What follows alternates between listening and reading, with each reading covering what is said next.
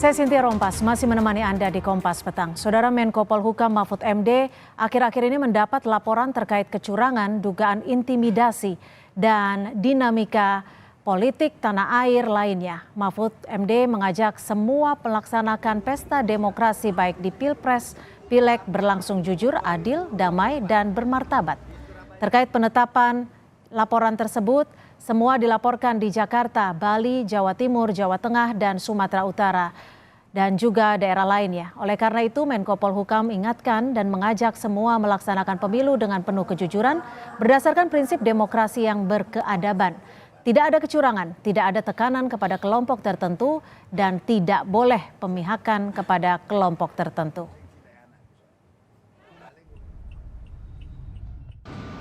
Kejadian itu semua dilaporkan terjadi di Jakarta, Bali, Jawa Timur, Jawa Tengah, dan Sumatera Utara, dan mungkin juga ada di daerah lain yang belum sempat kita baca.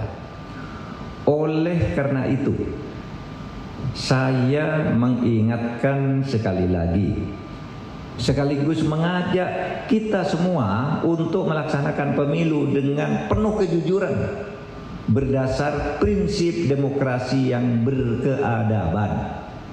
Tidak boleh ada kecurangan, tidak boleh ada tekanan-tekanan terhadap kelompok tertentu, dan tidak boleh ada pemihakan kepada kelompok tertentu lainnya. Sementara itu, Wali Kota Solo sekaligus Cawapres Prabowo Subianto, Gibran Rakabuming Raka, persilakan sejumlah pihak buat laporan jika menemukan dugaan kecurangan pemilu. Hal ini diungkap Gibran merespon pernyataan Ketua Umum PDI Perjuangan Megawati Soekarnoputri terkait dugaan adanya kecurangan pemilu 2024. Putra sulung Presiden Joko Widodo ini menambahkan pihaknya juga tak menginginkan terjadinya kecurangan di pemilu 2024. Ya dilaporkan aja misalnya ke Bawaslu atau apa, misalnya ada kecurangan atau apapun itulah ya. KPU telah menetapkan 3 pasangan Capres-Cawapres di Pilpres 2024. Esok hari akan dilakukan pengundian nomor urut di tengah proses tahapan Pilpres yang bergulir, polemik soal Mahkamah Konstitusi juga masih menguat. Lalu bagaimana legitimasi peserta Pilpres termasuk pasangan Prabowo Gibran yang masih menjadi sorotan? Kita akan bahas, sudah hadir bersama kami di Kompas Petang. Di studio sudah ada Direktur Eksekutif Lingkar Madani, Bang Ray Rangkuti, dan juga sudah ada juru bicara TPN dari Ganjar Mahfud, Mas Ciko Hakim, dan juga juru bicara pemenangan tim pemenangan Prabowo Gibran, sudah ada Pak Wihadi Wianto melalui sambungan virtual. Selamat sore, terima kasih sudah bergabung bersama kami di Kompas Petang. Sore semuanya. Saya langsung ke Mas Ciko. Mas Ciko, ini kan sudah ada penetapan. Kalau dari tim pemenangan Ganjar Mahfud sendiri melihat prosesnya seperti apa hingga sejauh ini? Kami pada prinsipnya tim pemenangan nasional Ganjar Mahfud selalu menghormati hukum positif yang berlaku atau putusan-putusan hukum yang berlaku. Cuma kita mengetahui, tidak dapat dipungkiri ada proses-proses pencalonan yang cukup aneh gitu ya, melalui putusan MK, kemudian yang memutus kebetulan juga akhirnya diberi sanksi pelanggaran berat, dicopot dari jabatannya terkait dengan proses dalam pengambilan keputusan di MK tersebut. Jadi ini agak lucu, tapi ya sudahlah, kalau memang ini yang tetap bisa harus dijalankan secara hukum dianggap sah dan lain-lain, ya kami siap bertarung dengan siapapun. Jadi apapun yang terjadi di belakang selama penetapannya sekarang sudah dianggap memenuhi syarat akan tetap melaju. Tentulah, karena kita memang sudah siap untuk menjadi pendukung dari Capres-Cawapres Ganjar Mahfud dan kita siap. Pak Wihadi, kalau tadi Mas Ciko sempat sebut prosesnya bisa dikatakan ada yang aneh. Bagaimana Anda merespon statement ini? Saya kira tidak ada yang aneh lah proses itu. Jadi saya kira kita harus melihat ke depan bahwa proses yang ada di MK ini kan proses normal, dan kembali kalau kita katakan bahwa proses MK-nya ini justru yang aneh gitu kan, karena tidak ada yang namanya bukti, tidak ada namanya yang kesaksian, tapi dihukum dengan hukuman berat, dan hukuman beratnya pun kalau kita lihat dari keputusannya itu juga keputusan yang sangat aneh justru. Jadi saya kira kita sudah tutup saja, permasalahan itu tidak perlu diungkit-ungkit. Kita ini sekarang menuju bahwa sekarang hari ini sudah ada penetapan secara hukum yang jelas. Jadi nggak perlu lagi tarik-tarik ke belakang, nggak perlu diungkit lagi prosesnya dan segala macam. Kita sekarang ini sudah harus move on, kita harus yang namanya ke depan bahwa penentuan capres dan cawapres sudah final, dan saya kira ini kita ke depan, kita beradu bagaimana program kita dan bagaimana kita rakyat memilih nantinya dan siapa yang menjadi pemimpin. Jadi ini suatu hal yang saya kira tidak perlu lagi diungkit-ungkit. Oke, sempat disebut juga aneh. Ada responnya nggak Mas Ciko? Tapi kalau dari TPN Ganjar Mahfud sendiri terkait dengan legitimasinya, apakah ada keberatan atau seperti apa? Jadi gini, TPN itu kan sebenarnya yang kita lakukan di internal kami adalah strategi kampanye untuk memenangkan Pak Ganjar dan Pak Mahfud, yang khususnya tentunya menitik beratkan pada visi misi dan gagasan seperti tadi disampaikan oleh Pak Wihadi. Kami setuju sekali, kami ingin sekali berangkat ke sana. Tapi semua ini menjadi satu kesatuan. Pencalonan seseorang, track record seseorang, karakter seseorang itu menjadi kesatuan dengan visi misi dan gagasan yang dia bawa. Saya pernah mengatakan di acara televisi yang lain bahwa ini tidak bisa dipisahkan. Kita harus mengingatkan terus dari proses pencalonan Mas Gibran. Kita harus kritisi ada unsur nepotisme dan konflik kepentingan di situ. Nah, ini menjadi kesatuan ketika yang bersangkutan membawa suatu visi, misi dan gagasan. Apakah dia dapat dipercaya untuk merealisasikan gagasan tersebut kalau dia sebenarnya beberapa bulan lalu berbohong, tidak mungkin maju sebagai calon wakil presiden dan lain-lain. Nah, ini kan juga dia berada di partai politik yang lain daripada yang sekarang mungkin dia sudah keluar atau bagaimana. Ini hal-hal seperti ini menjadi satu kesatuan paket dalam suatu kampanye politik. Kita harus melihatnya secara utuh. Secara utuh, dilihat secara menyeluruh. Bang Rey, ini kan sebenarnya terkait proses yang sudah kita lalui dan juga sudah disaksikan masyarakat sejak beberapa bulan belakangan. Gelombang kritik kan terus ada. Tapi di sisi lain, Prabowo Gibran juga tetap melaju. Bagaimana Anda melihat ini? Apa yang bisa Anda baca? Dari mananya ya? Soal apanya? Ada gelombang kritik, tapi penetapan juga sudah di... Ya, kan yang terjadi itu antara legalitas dan legitimasi kan. Legalitasnya sih sudah selesai hari ini dengan ditetapkannya 3 pasangan calon presiden wakil presiden. Artinya secara administratif nggak ada lagi yang mengganggu tuh. Memenuhi unsur semua legalitas yang dibutuhkan. Selesai itu. Tapi apakah legitimasinya terikut serta di dalam proses legalitas itu? Ya memang belum tentu. Dan tadi misalnya orang masih mempertanyakan soal mekanisme pengambilan keputusan di Mahkamah Konstitusi yang pun ditetapkan kenyataannya mempunyai masalah terkait dengan pengambilan keputusan yang dianggap menguntungkan kelompok tertentu dan sebagainya sehingga dianggap cacat moral. Terjadi perdebatan sampai sekarang. Tentu nggak bisa dihilangkan karena faktanya kan kalau kita lihat di berbagai survei misalnya begitu tinggi respon negatif publik terhadap mekanisme yang terjadi di Mahkamah Konstitusi, khususnya pasca Mahkamah Kehormatan, Majelis Kehormatan Mahkamah Konstitusi membuktikan dugaan yang sebelumnya sudah berlama di tengah masyarakat. Seingat saya Kompas menyatakan hampir 60%, kemudian lembaga survei yang lain dan saya baca juga di salah satu lembaga survei yang lain juga di angka sekitar 60%. Jadi 60% orang masih merasa bahwa proses di MK itu sesuatu yang tidak dapat dinyatakan tepat ya, kerasa ada kurang adil macam-macam dan sebagainya.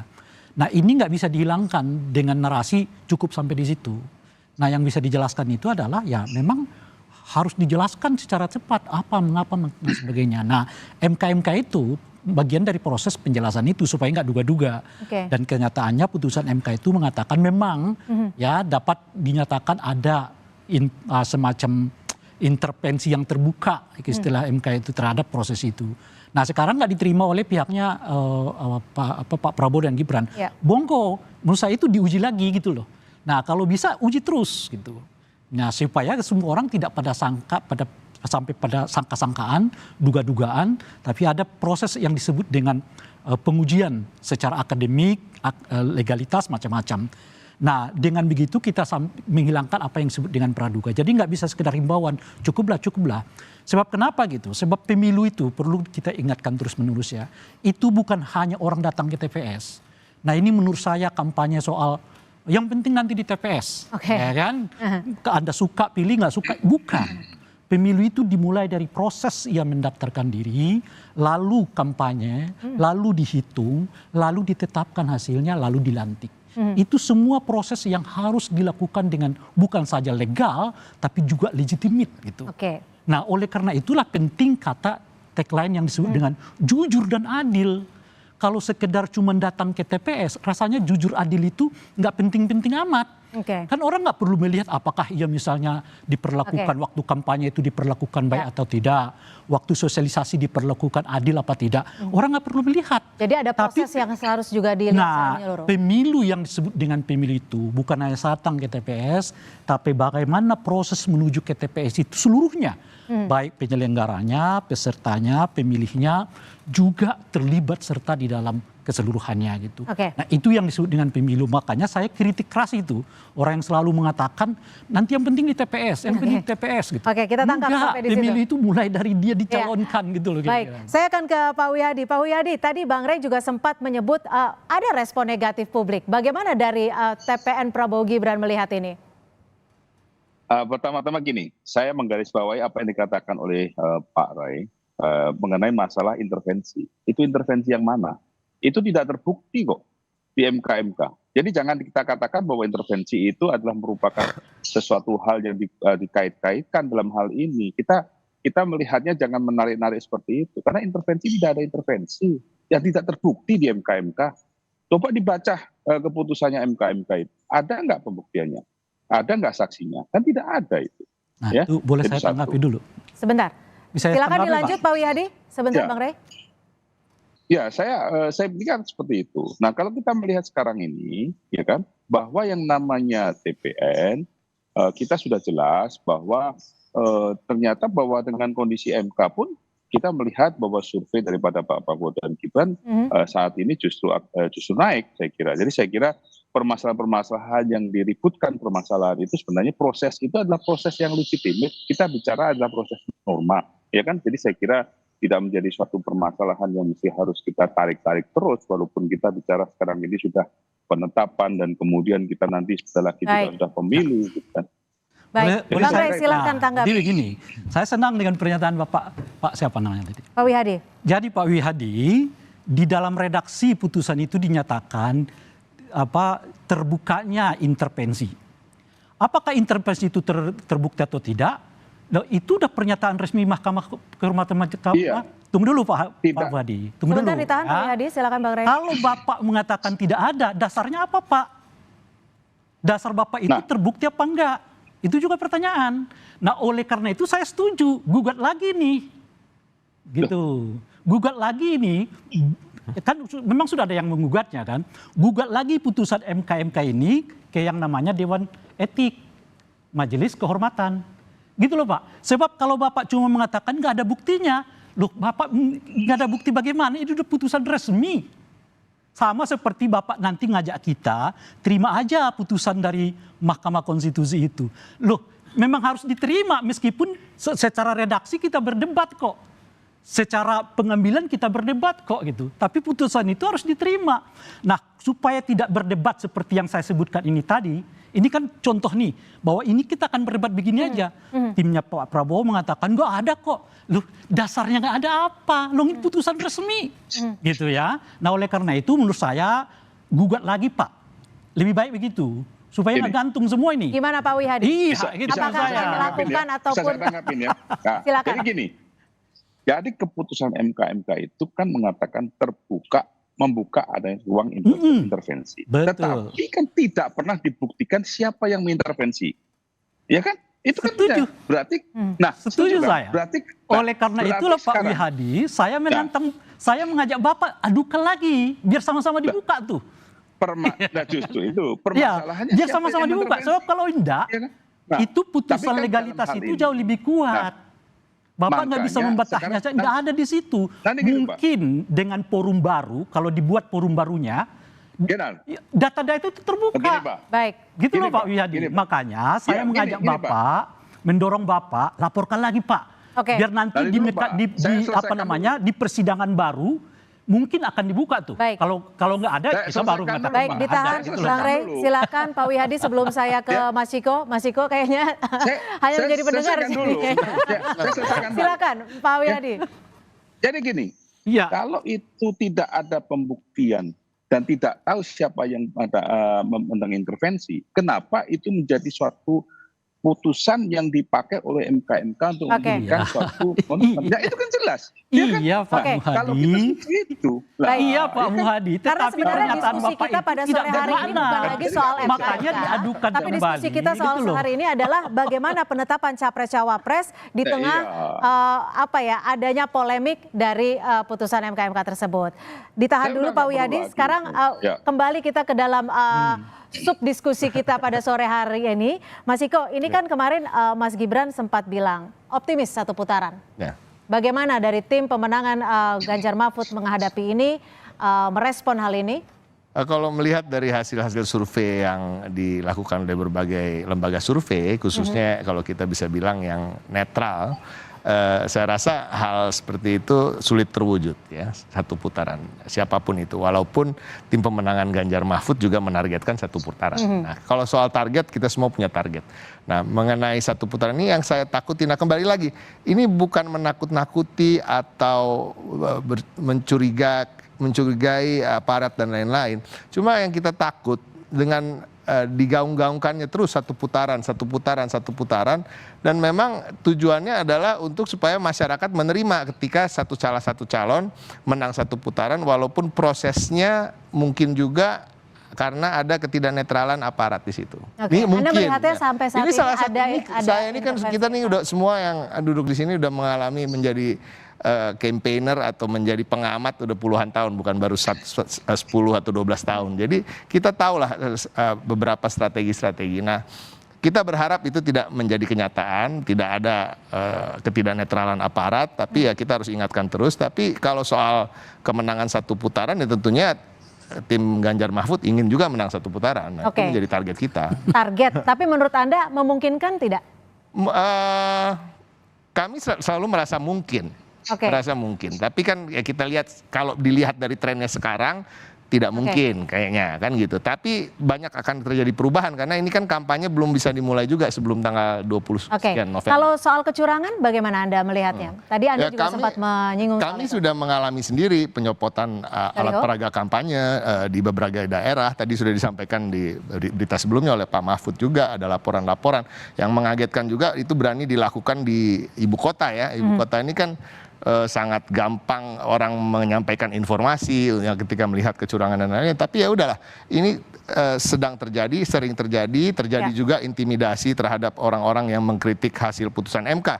Contohnya terhadap ketua BEM UI, ya kan, ibunya sampai didatangi aparat rumahnya di Pontianak dan lain-lain. Nah, ini nyata, ini fakta. Jadi wajar kalau ada kecurigaan, wajar ada kewaspadaan, wajar kalau kami mengingatkan masyarakat untuk tetap waspada akan hal-hal tersebut. Demi terwujudnya pemilu jujur dan adil.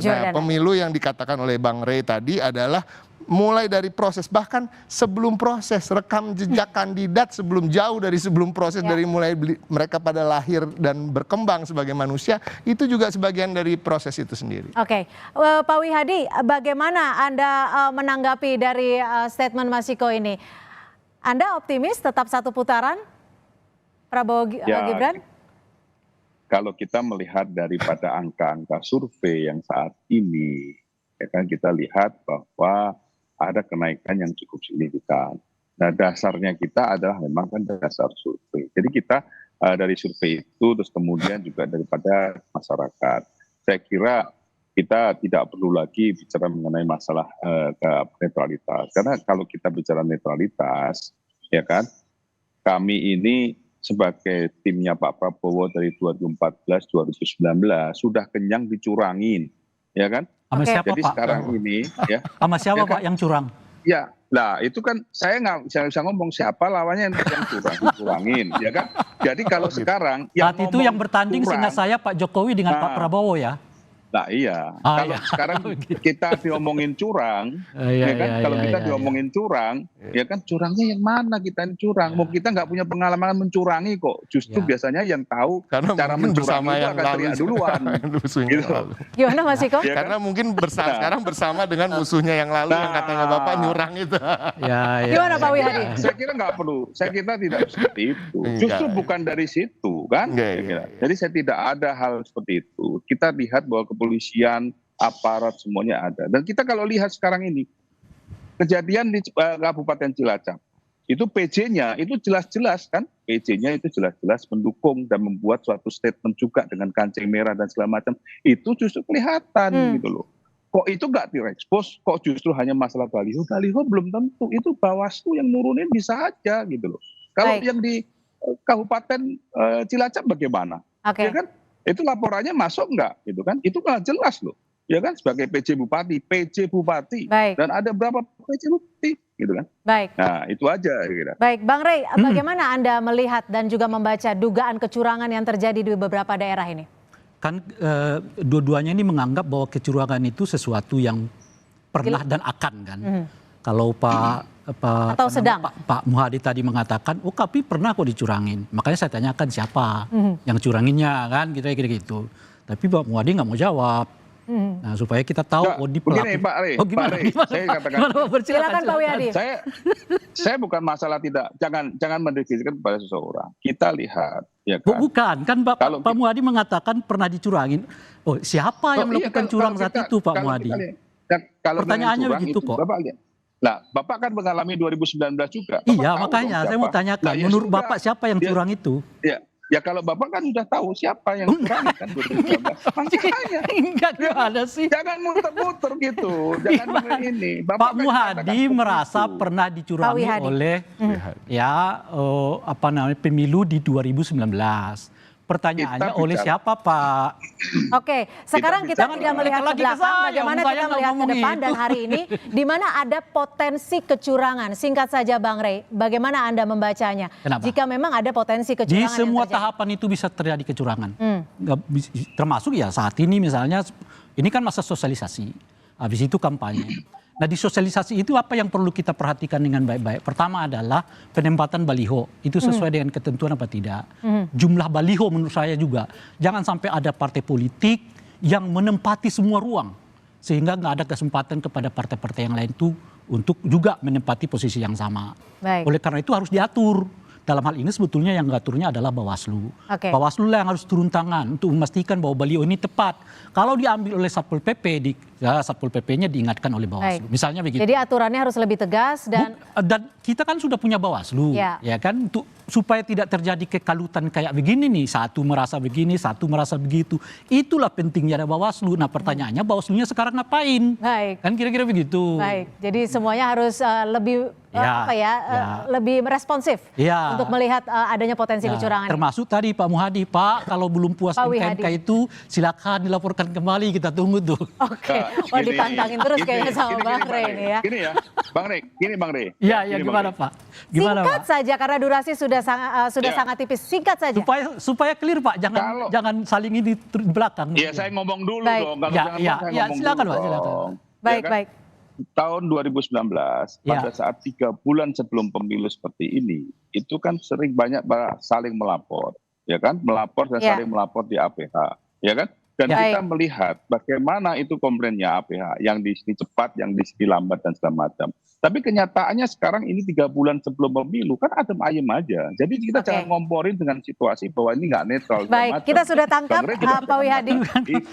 Pastinya Bukan jadi ngomong. harapan kita bersama ya. Baik, terima kasih.